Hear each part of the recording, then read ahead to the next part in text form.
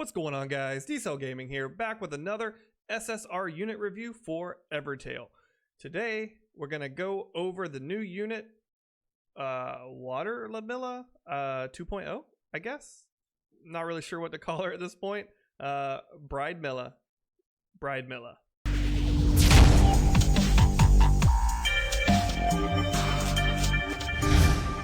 My initial thoughts on this new Ludmilla character is not good, and not for the reasons you might be thinking. Is she a good unit?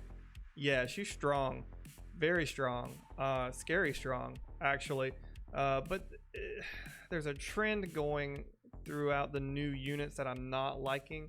I don't like what I see, and I'm not going to talk about that right up front. I'll talk about that more in my closing thoughts about the character and kind of the state of the game sort of thing. So skip down below in the timestamps if you want to see that, or watch the video. This character has the potential to be an amazing stall unit. She can do all sorts of healing and guarding, damage mitigation. Overall, it's pretty ridiculous what she has on her kit. So let's go ahead and dive into her stats and see what this is all about. So looking at her main stats, you can see she has high HP, which is, you know, pretty standard part of the course since she is a guarding type character. Pretty low attack and pretty low speed. This is all pretty standard. However, her speed, not really an issue, and we'll get to that as well once I go over her active skills. Even though she has a low speed initial starting speed, she's actually a very fast unit. Her leader skill will give all allied water units 10% more HP, which goes along with her theme of guarding allies. Now, regarding her active skills, there's going to be a lot to unpack here, so let's go over them one by one. The first thing you're going to notice is all of her skills have very, very low TU costs. 70, 50, and 100. It's absolutely ridiculous. So once she gets the ball rolling, she's actually going to be able to pump out skill after skill after skill very, very fast.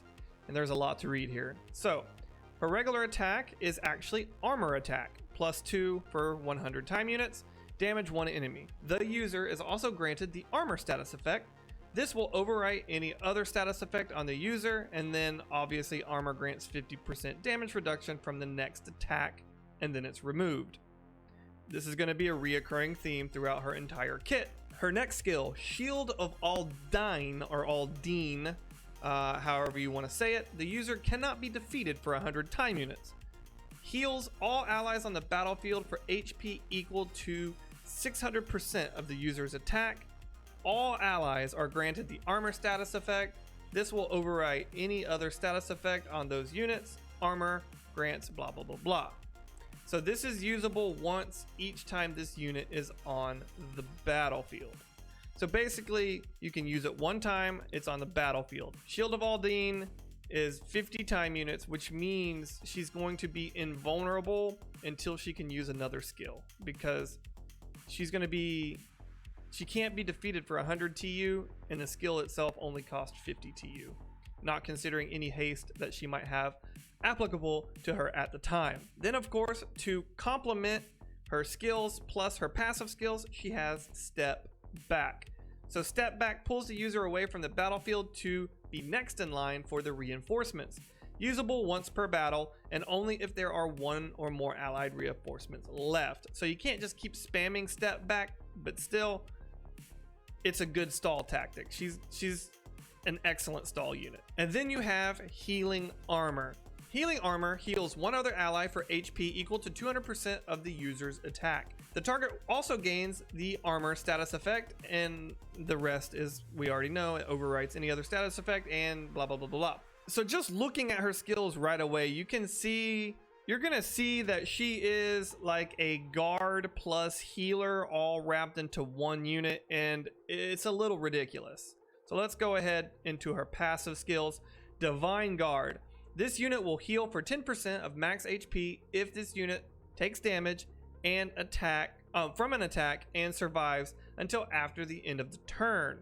So if she gets hit, she's going to heal 10% of max HP. This unit is a guardian. It just says this unit is a guardian. She's gonna come out as a guardian. That's kind of ridiculous.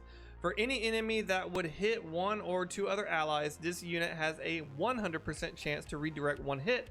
We all know what a guardian is. This unit will not redirect skills that don't deal damage. Now, for newer players that might not know, random skills like poison random and stuff like that are ways to get around a 100% guard unit like this.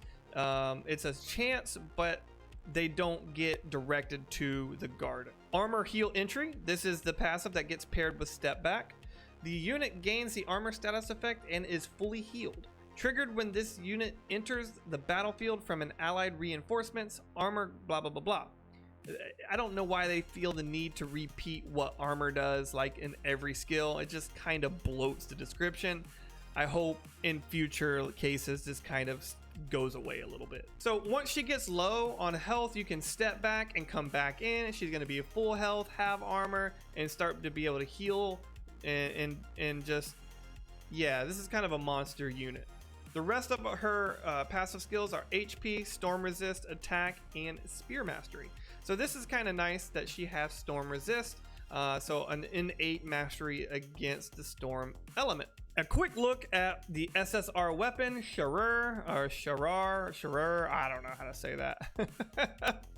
Anyway, reduces damage from enemy attacks by 15% if this unit is at 90% or higher HP. So kind of an interesting hammer attack there. Provides more damage mitigation so long as you're near max health. Kind of nice, I think, actually. It's a pretty easy weapon to have a high uptime on the weapon skill. So it's pretty decent in my opinion. What to think about this character? I honestly am still trying to gather my thoughts on the Paladin bride Ludmilla. If you look at her attack and her passives together, she is a guardian who heals.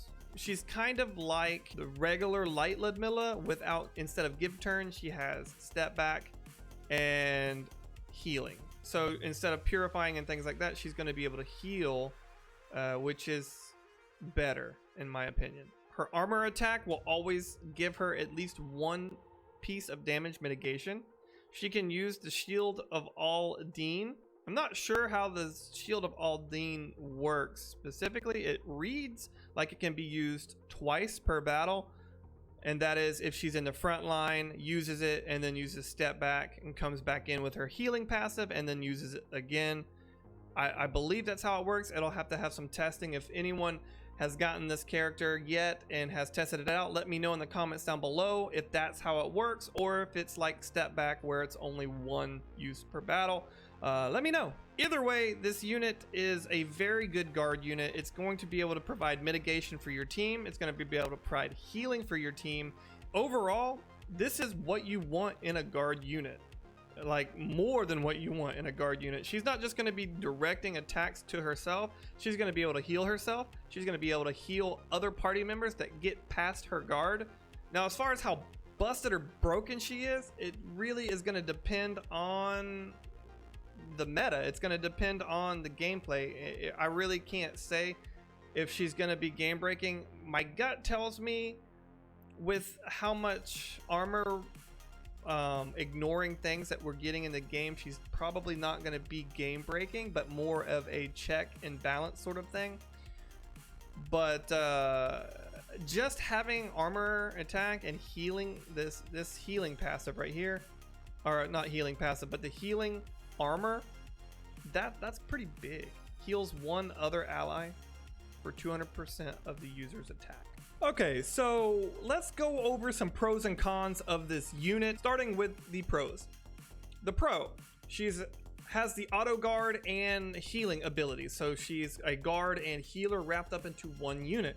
So not only can she mitigate damage, direct damage to herself, and provide damage mitigation in the form of the armor status, which is 50% damage reduction for one hit. She also can heal units based on her attack. Her healing skill, healing armor, is spammable and it only costs 70 to use. So that is pretty wild and ridiculous, and it provides the armor status for it. So not only does she heal, she is still providing damage mitigation for that unit. Bonkers. She is an excellent stall unit. She can step back and come back and heal herself back to 100%. She can heal all allies and provide armor for them. She can heal other allies, provide them for armor. She can attack and provide armor for herself. Like, all around, she is seemingly like one of the best stall units in the game. Kind of crazy how much she provides as far as healing and support goes. And as I've already said, very high, very high mitigation. She has high uptime. Even though armor is only a one-time use thing, you get hit and it goes away, she has very low TU costs, so she's able to constantly put the armor status effect on your team. So the uptime on that 50% damage reduction is high. It's going to be on your units almost all the time until she dies. The cons. She is countered by Stealth Raid. She is countered by the new unit Snow that just came out. Anything that ignores armor is pretty much going to burn right through anything that she does. So any kind of armor ignoring skill is just going to burn her down. She has low base speed. So even though her TU costs are very low, she has a very low speed, which means her entry into the battle is going to be delayed by quite a bit. So she can be potentially burned down by other units if she's in the front line before she ever gets an attack off. So that's something that you need to keep in mind. If the enemy is running very high speed base units, they're going to go first, and she's probably going to get targeted down. And the other thing is she has low base attack. Now this matters because all of her healing is based on her attack stat, so you're going to want to put high attack stats on her with the accessories, with the weapons, because everything is dependent on her attack stats. So what this basically means is before she actually gets leveled up, she's going to be kind of useless because her healing is going to not really be for much. Like if she's only healing for 15, 20, 30,000 or whatever, it's not going to be that high. 200% is still pretty high, but just keep in mind it's going to be pretty low until you get that attack stat up higher. So it's going to take some investment to make her strong, but it seems like once you've made the investment, this is going to be a pretty brutal character. So my closing and final thoughts on Ludmilla. I don't like this trend where we're getting units that do multiple things. Like you have Mirai, who can heal and provide spirit. You have Anya now, who can provide damage mitigation and also attack and do Savage Force and things like that. You have Antares, who can stun and heal herself, and it's getting the power creep is what I'm getting at, is kind of jumping up, and it's kind of scary. And I also don't like that we have yet another Ludmilla. Like, give us a different unit, like that's not Astrid, Rosette, or Ludmilla. And like the fact that they made it a water unit, like, you know, we already have a Water Ludmilla. We don't need two Water Ludmillas. Like, we don't need Water Ludmilla 2.0. Like, it's not really what we needed in the game. We need more content, not more Ludmillas or more Astrids or more Rosettes. So I don't like this trend. Is she a strong unit? Absolutely.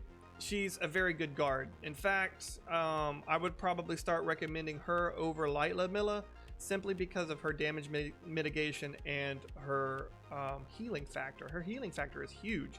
So any team that you would be using Light Ludmilla for, outside of using her specifically for the give turn, you would want to use Ludmilla instead, because she's pretty much kind of better in every way. She's going to heal, she's going to provide damage mitigation, and she's a guardian. She's got it all wrapped up into one. So looks like kind of like a must pull, honestly, especially if PvP is going to be a thing. Manual PvP, she's gonna almost be necessary to try to counter some teams. And not only that, like just the pure ability to stall and heal and continue to stall, I think is gonna be pretty hilarious to see in action. So that's going to be it for today, guys. What do you think of the new Water Ludmilla? Let me know down in the comments below. If you enjoyed the video, consider liking and subscribing to the channel. Also, links to the Discord if you want to join our community. And as always, guys, I'll see you next time.